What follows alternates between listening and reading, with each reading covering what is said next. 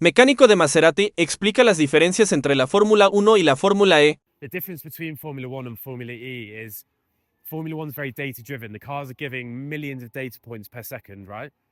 Here, there's nowhere near that, probably not even half that. So it's very sort of race driven and race strategy driven.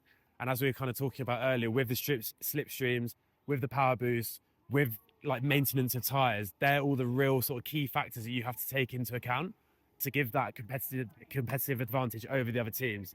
For example, with Formula One, you see monopolization of like the top three teams.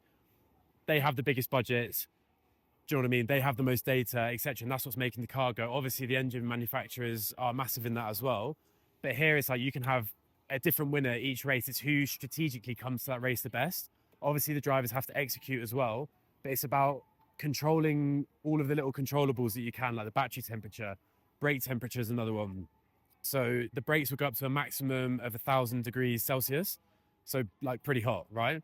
But at that heat, they start degrading. Okay, they start breaking down, and that has a massive effect on the driver's confidence going around corners.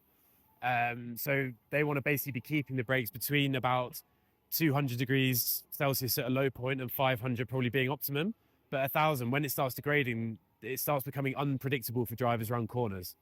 So when you're going at those speeds, going sort of coming in at about 200 miles an hour, 170 miles an hour into a corner, and in the back of your mind, you're thinking my brakes aren't working to the optimum point, you're going to be slightly hesitant and slightly slower.